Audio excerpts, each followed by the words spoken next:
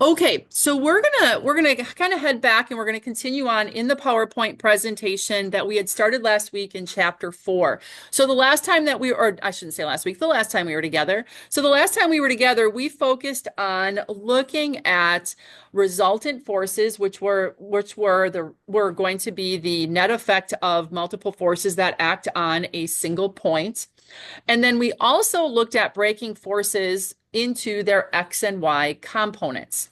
So now what we want to do is we want to kind of take those concepts and we want to find resultants for more than two forces that share the same point or are a concurrent force system. So in the case here, I'm going to zoom out just a little bit.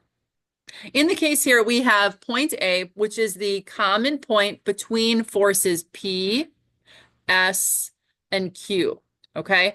And what we want to do is we want to find the one force, the resultant of these three forces. Okay. Now we could go ahead and do, not the parallelogram rule, the tip to tail method where we would graphically add these together.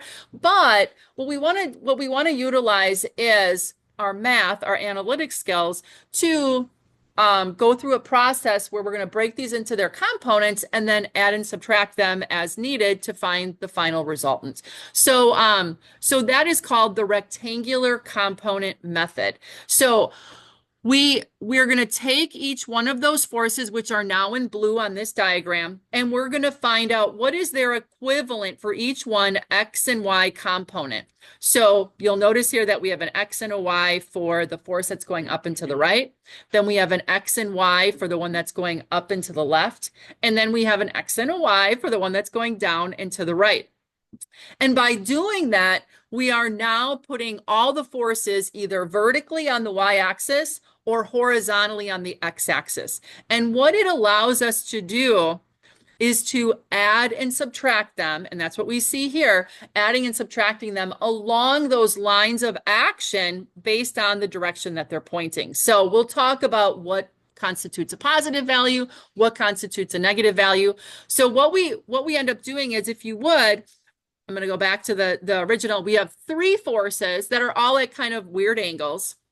We break those three forces into two rectangular components per. So now we've got 1, 2, 3, 4, 5, 6 forces. We add and subtract them along their X and Y axis, and we reduce it back down to just two forces.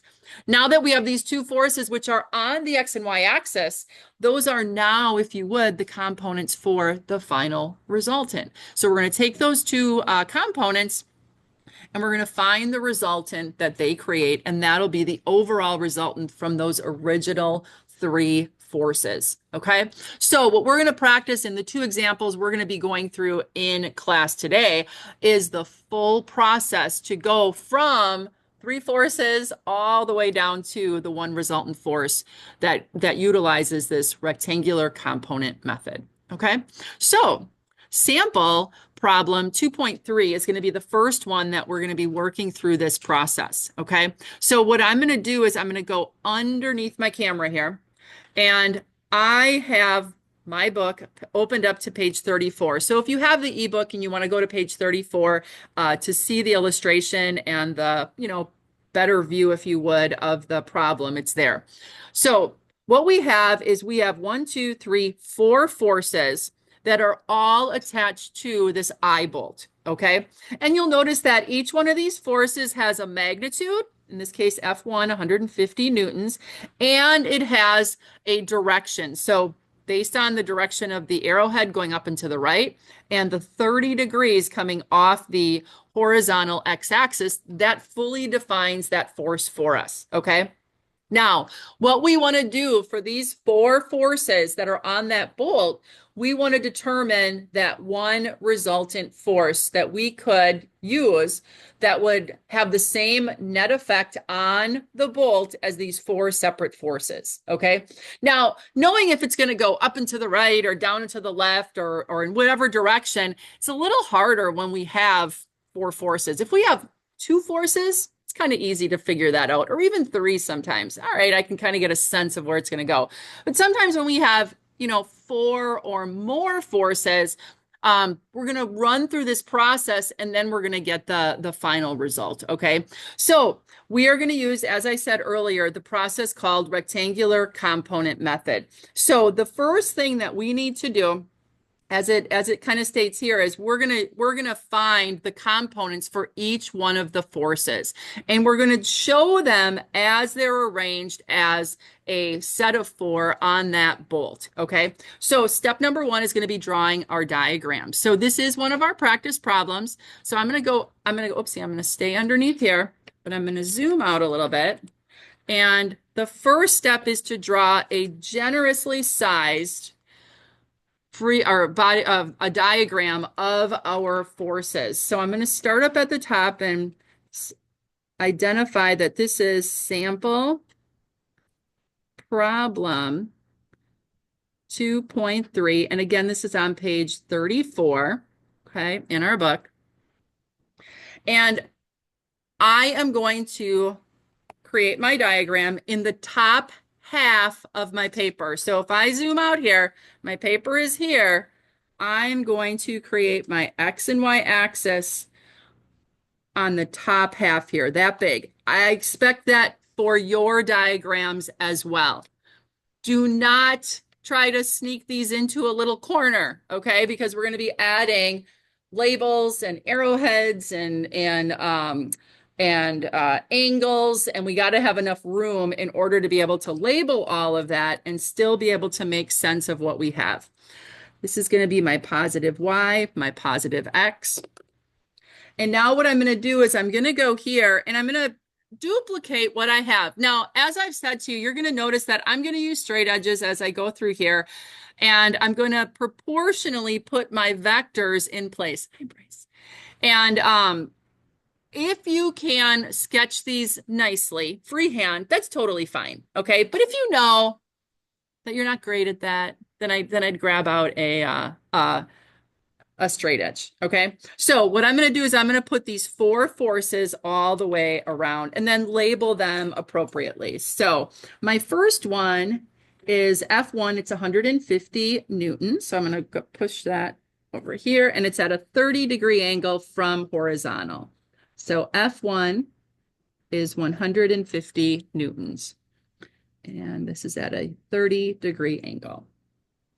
Then I've got F2. It's going up and to the left, and it is 80 Newtons. So it's much shorter. Okay. So this is going to be F2, 80 Newtons. And then its angle is off of the vertical axis, and this is 20 degrees. Okay. Then F3 is going straight down along the y-axis. So I'm just going to put that going straight down here. And that is 110. So this is going to be my F3 is equal to 110 Newtons. Okay. And then my F4 is at a 15-degree angle, and it's 100 Newtons going down and to the right. So this is F4, 100 Newtons, and then this angle is 15 degrees. All right. Now, in the rectangular component method, before we start drawing our components in place, what we need to do is we need to identify a convention that is going to tell us what is positive, okay? We are always going to put our convention in the upper right-hand corner of the beginning of our problem. So simply going to put an X and a Y axis as we see here, and we're going to put a positive sign. This is called our convention, okay? Every problem you start has to show a convention at the very beginning of the problem in that upper right-hand corner, okay? When we start looking at adding and subtracting these vectors or the components, when we get them calculated, that convention is going to dictate if something is positive or negative, okay? So going up and to the right is positive. That means going down and to the left is going to be negative, all right? So we want to put our convention on first thing. Now what we want to do is any force that isn't currently on the X or Y or the X or Y axis needs to have components added to it, Okay, so we do have one force that's on the y-axis pointing down F3, so that won't get components, but the other ones are going to get components on each one. I'm going to start on F1. I'm going to just lightly sketch a line, vertical and horizontal, through the tip of F1. And then along the x-axis, remember, my x component lies on the x-axis. And its arrowhead is going to point where that intersection was that I just created. Okay. And then you have to label that force. Okay. So I'm just going to kind of draw a little line to it. This is F1x. Okay. Then I'm going to add my y component. My y component is on the y-axis. Remember when I said last time, don't float any components like out where our construction lines are. They have to be on the x and y axis, and this is going to be F1y. Okay, so each one of these has an arrowhead, and they have labels as well. Okay. Now we're going to go over to F2. F2 is my 80. It's going to be pretty much in line with my 150 in the Y. So this is where, yep, you got to have a lot of room here. I got to sneak this one in. I've got to show it. And this is going to be my F2Y going straight up, kind of close in there. I could have made mine even bigger. And then going to the left along the x-axis is going to be my F2X component.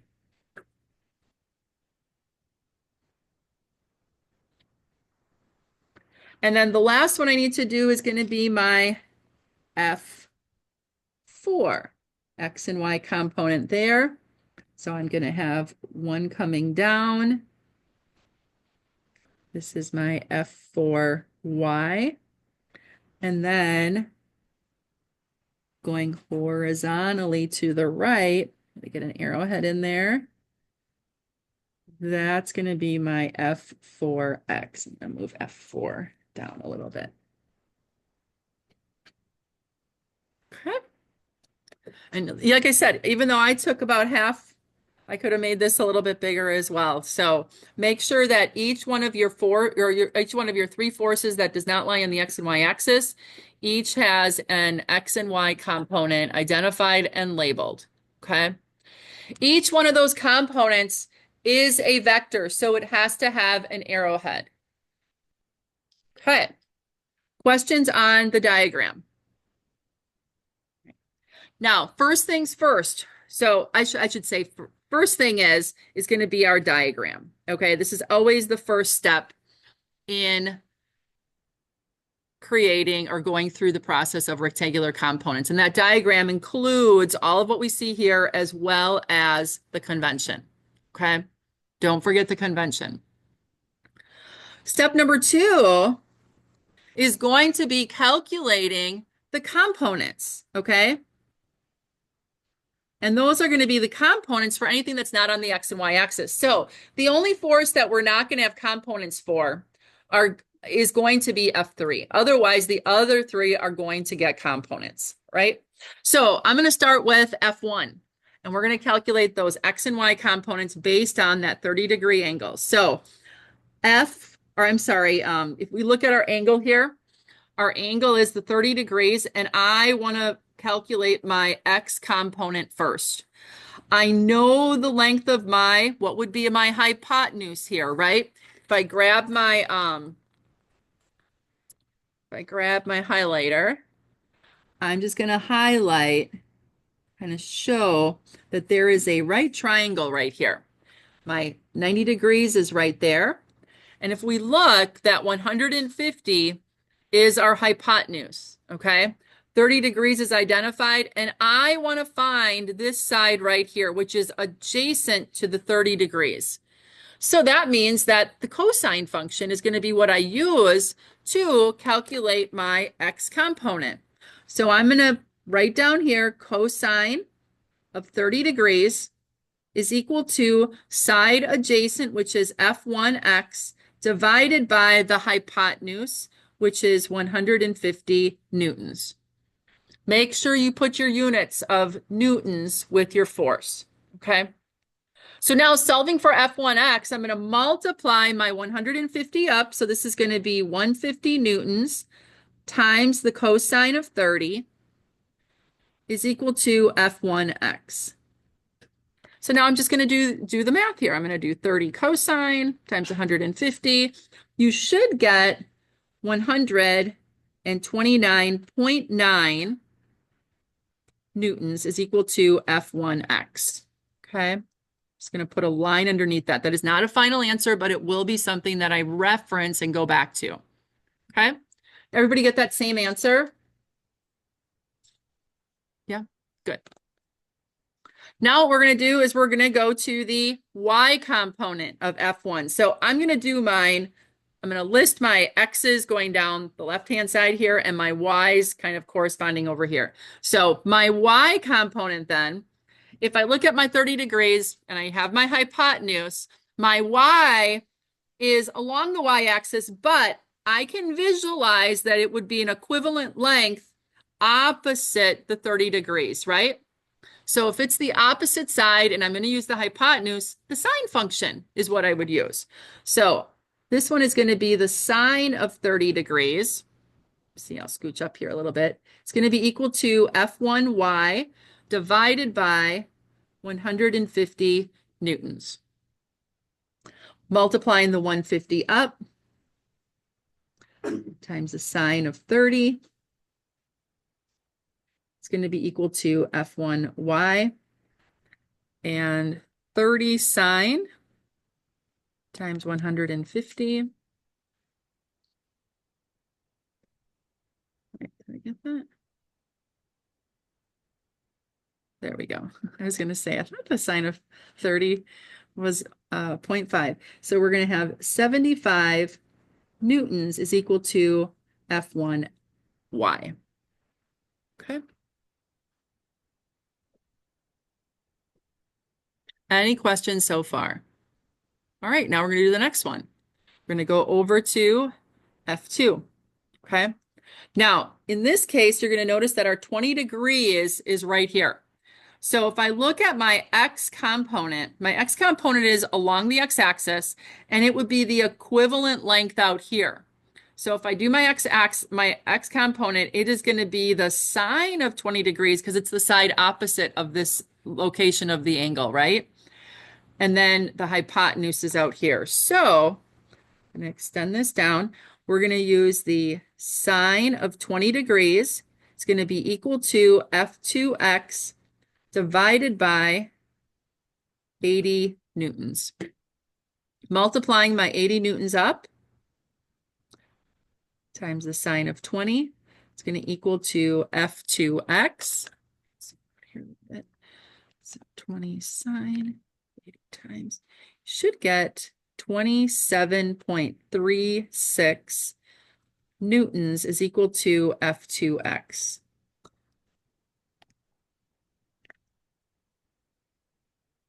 Got a little line underneath there. Everybody get that same answer? Good.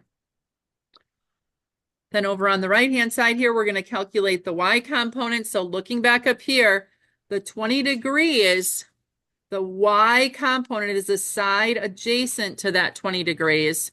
So we are going to use the cosine function this time. So cosine of 20 degrees is going to be equal to F2y divided by 80 newtons.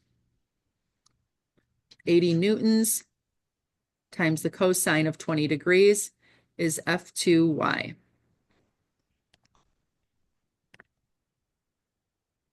And it looks like it's going to be 75.18 newtons is equal to F2y.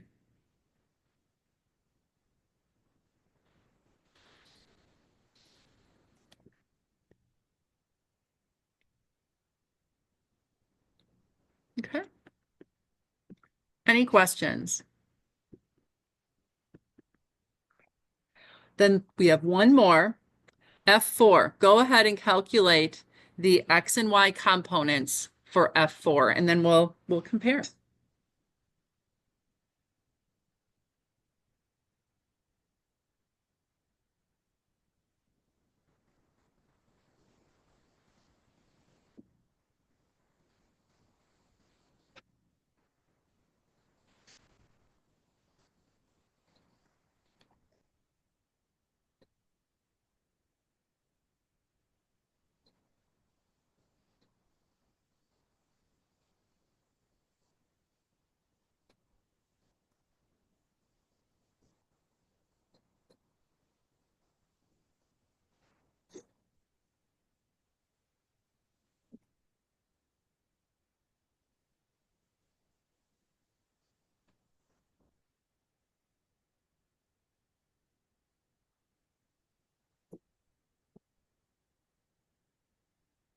Oops.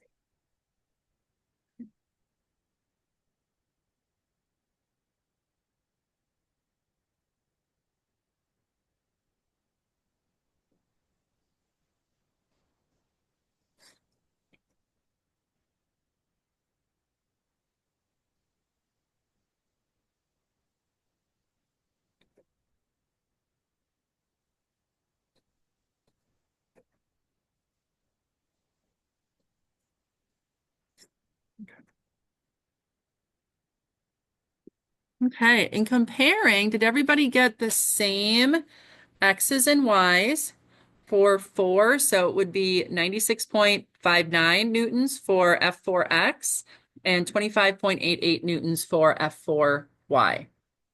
Okay.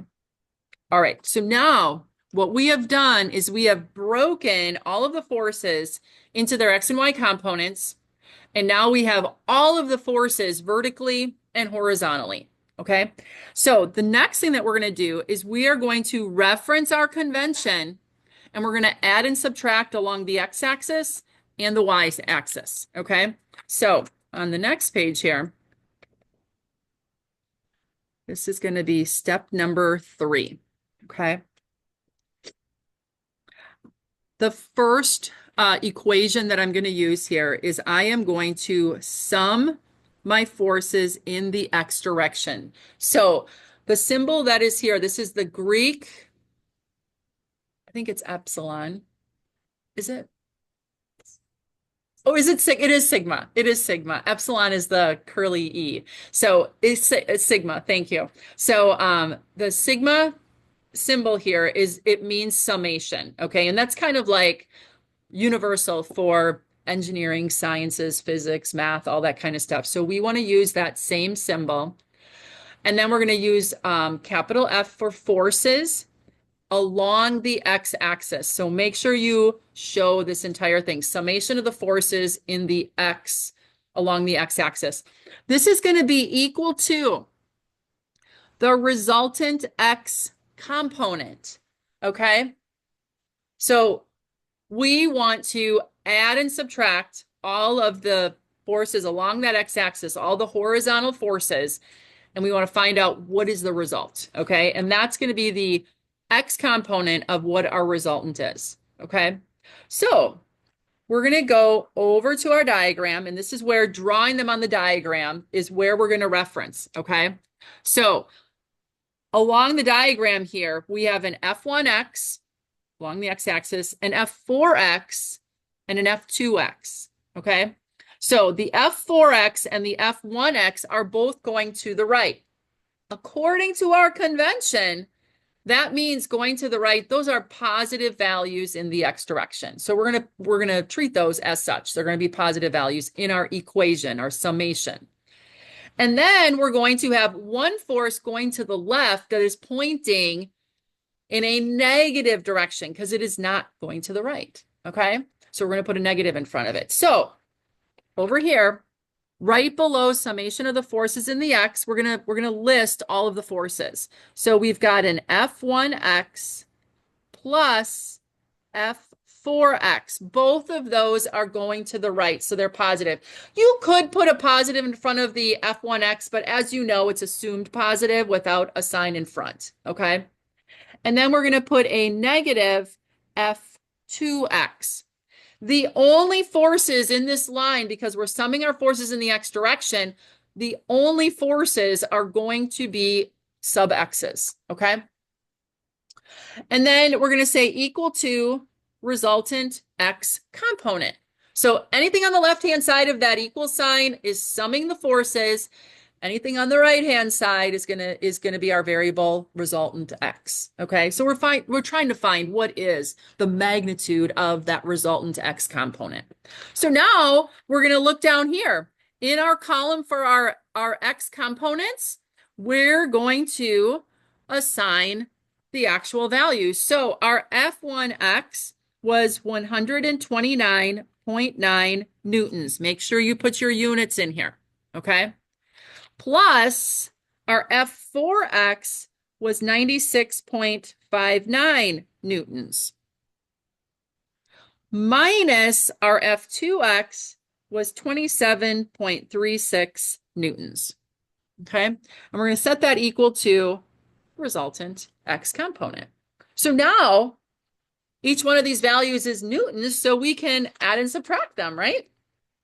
And what do we get for a value?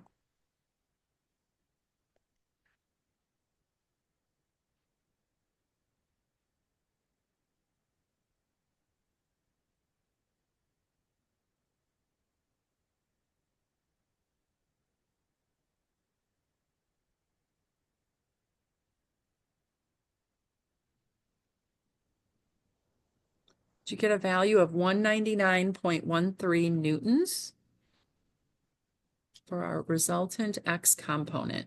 Now I put a little cloud around that because we will be using it very soon. So just as a reference, it's not a box or a circle because it's not a final answer. Okay. It's kind of like an intermittent one. Okay. So that's the X.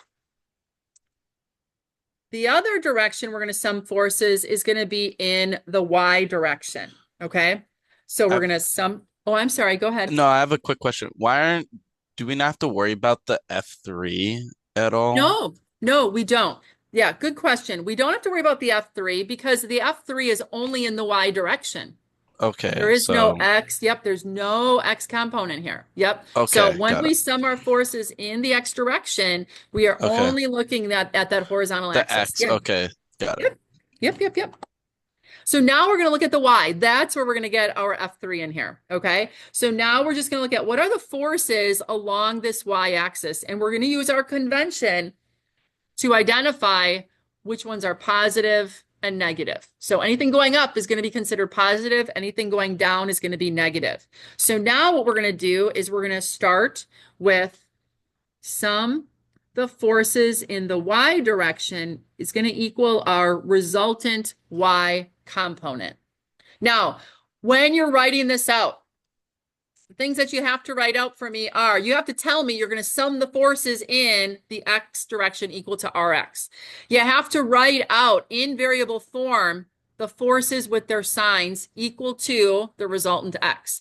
Then you're going to put your numbers in with the units, and then you're going to combine for the final answer. Okay, so each one of these lines should be in your practice problem and how I want to see it.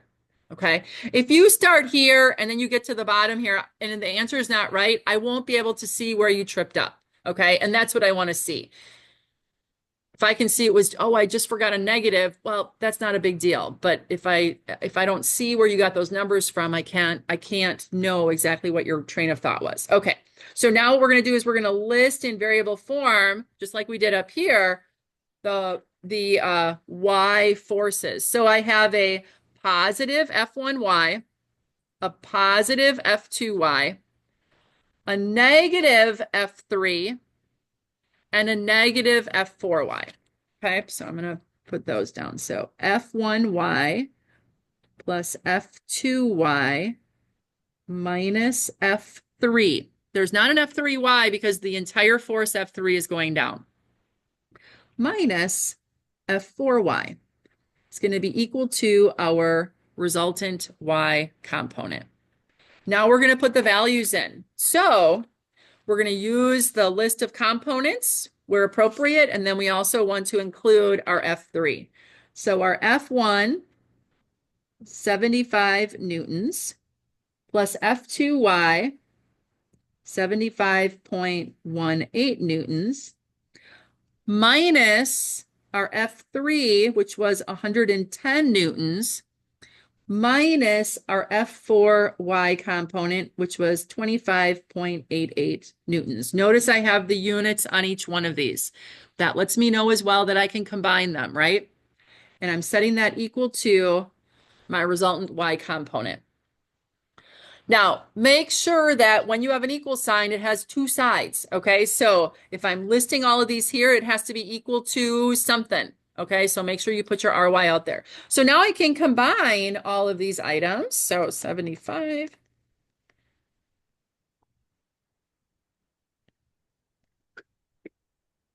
I only did it once. Did you get 14.3 newtons? Yeah, okay. I'm going to put my little is equal to ry. Okay. Now, notice that both of these numbers came out to positive values. Okay, both of these numbers came out to positive values.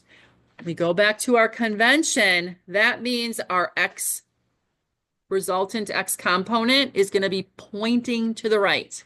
It also means that our y is going to be pointing up. If either one of those numbers came out negative, that's perfectly fine. It just then will dictate going down or to the left. Okay? But in this case, both of them are positive, so they're both going to be to the right and up. So now what we want to do is we want to draw a sketch. So step number 4, this is where we're going to calculate the resultant. But we're going to draw what we have here. Okay? So because we know that our x and y are positive, so I'm going to do a kind of a short y because it's only 14.3, but my x is pretty long. So again, it doesn't have to be to scale, but we want to kind of proportion it. We want to make x noticeably longer than y. So this is going to be my y-axis, my x-axis, and again, they're both positive. So that means our y is going to go up and our x is going to go to the right. So I'm going to draw my y first, kind of a short little ry. Okay. So ry is equal to, and this is 14.3 newtons. Okay. Right next to it. And then my x component is going to be pretty long here. All the way out here, we'll put it. This is going to be Rx is equal to 199.113 newtons. Okay. You have to draw this diagram. Okay. I want to make sure that you understand what these mean. Okay. Now what we're going to do is we're going to use those two components of our resultant, and we're going to draw a horizontal line, kind of a little construction line through the endpoint of our resultant y, and a vertical line through the endpoint of our resultant x. Okay. And now going from our origin to that intersection, we're going to draw our resultant. Here it is. We're going to label it R. So that's our resultant. It will go up and to the right because if you kind of say the direction of each one of those forces, the y is going up, the x is going to the right. So our resultant is going to go up and to the right. Also, when we draw the components on the x and y axis, our resultant's tail is going to start at that origin, and then its tip is going to go to that intersection of those two construction lines. Okay. So the other label that we need is we need to show an angle. I'm going to call it theta from either the vertical or the horizontal. Most often you go from the x-axis with your angles, but then this will fully define our direction. So we need to have both magnitude for this resultant and direction. The arrowhead helps us with direction, but the angle is going to, fully define it. Okay. So if I want to calculate the magnitude of my resultant, oh, I see that there's a question here, David. Is it okay if I went and drew my Rx first and then did my Y? No. I'm going to say no. I'm so sorry. Yes, your resultant will look the same, but we're drawing it on the X and Y axis. So I want to see them there. Okay, so magnitude of our resultant. We have a right triangle here, right? So there's a 90-degree angle right here. All right. And now what we're going to do is we want to find that magnitude. So since we know the legs of both sides of our right triangle, we want to find the hypotenuse, we can use Pythagorean's theorem to get that length. So we're going to first write it out in variable form. So we're going to say R is equal to the square root of Rx squared plus Ry squared. Okay, variable form first. Don't just start putting numbers in, okay? It's kind of like you're telling me what you're going to do, and then you're going to do it.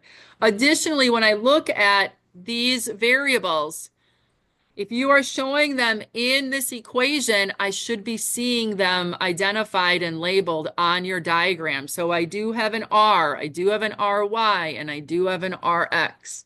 And those are in my equation here.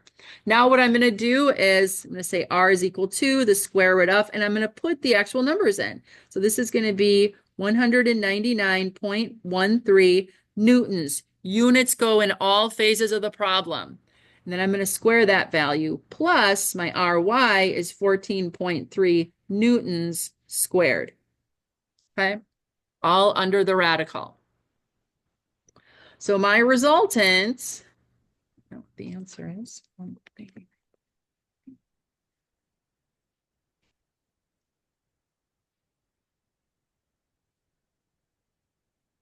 199.64 newtons.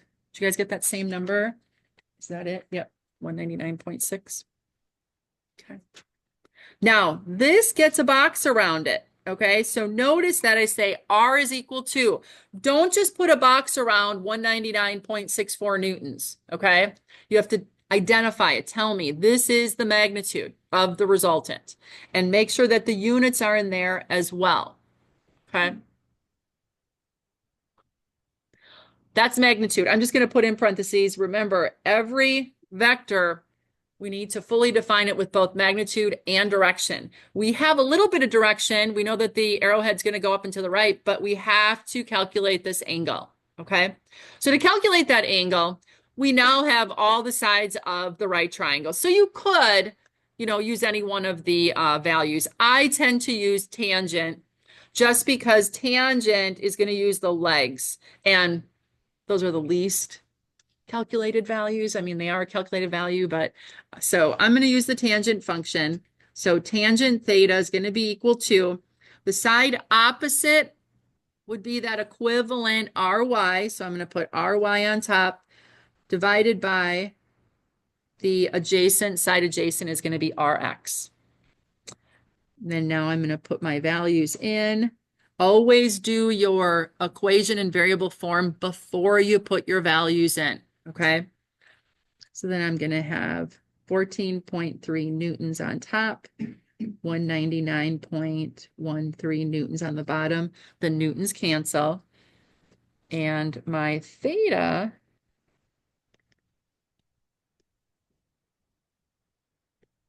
should come out to be 4.12 degrees. Okay. Now, if you have a theta called out and you're saying theta is equal to, then I better see a theta labeled and positioned up here in your diagram, okay? And now this, I'm just going to put direction, that fully defines our resultant, okay? So the one force that would replace those four on that eye bolt is going to have a magnitude of 199.64 newtons going up and to the right at 4 degrees, 4.12 degrees to the horizontal. Okay. Now, let's kind of go back to the beginning here and kind of review our process. So first thing, we created a diagram, nice and big, generous. We added all the labels, including all of the components drawn with arrowheads along the X and Y axes. Additionally, we put our convention in the upper right-hand corner, showing that anything in the X direction, horizontal, is going to be positive. Anything in the Y, vertical, is also going to be positive. Opposites of those are going to be negatives. Okay. The next step is any force that was not on the X or Y axis, we had to break into their components. So force 1, 2, and 3, each one of those got an X and a Y component, basically the magnitude based on the hypotenuse. Okay. Then once we had those broken into their X and Y components, we looked at the horizontal X axis. And any force that was lying along that X-axis, we included in the sum of the forces in the X to be equal to the resultant x component. So f1x, f4x were both going to the right. They were both positive. f2x was pointing to the left. It's negative. Set that equal to the resultant x component. Put their values in with their units, and then got the 199.13 newtons for that x component. Did the same thing in the y direction. This time, we had two forces going up, F1y and F2y, and we had two forces going down, F3 and F4y. So 1 and 2 were positive, 3 and 4 negative. So sum the forces in the y direction, telling me what you're going to do. That's going to be equal to the resultant y component. Then we have a positive F1y plus F2y minus F3 minus F3y equal to our y component, resultant component. Then we go back and we find our values that correspond to the magnitudes of each one of the x or the y components. And then we add and subtract as appropriate, and we get a resultant y component. Using these two values, we draw them on the x and y, and then we construct to show the final resultant. We calculate its magnitude using the Pythagorean's theorem. Again, show the Pythagorean's theorem first with the variables that you identify up here. Calculate your value, and then find the angle. Like I said, most often it's going to be to the horizontal. So in this case, we have theta, and then we use the values that we have. In this case, I use the tangent with the y and the x components, and then found the final angle to be 4.12 degrees. So that's the first practice problem for rectangular coordinate method process. Okay. All right. Any questions at all on sample 2.3 and what to hand in for this practice problem? Okay. If not, then I'm going to stop the recording here, and then we're going to then do the next practice problem to kind of go through another process just like that for another problem.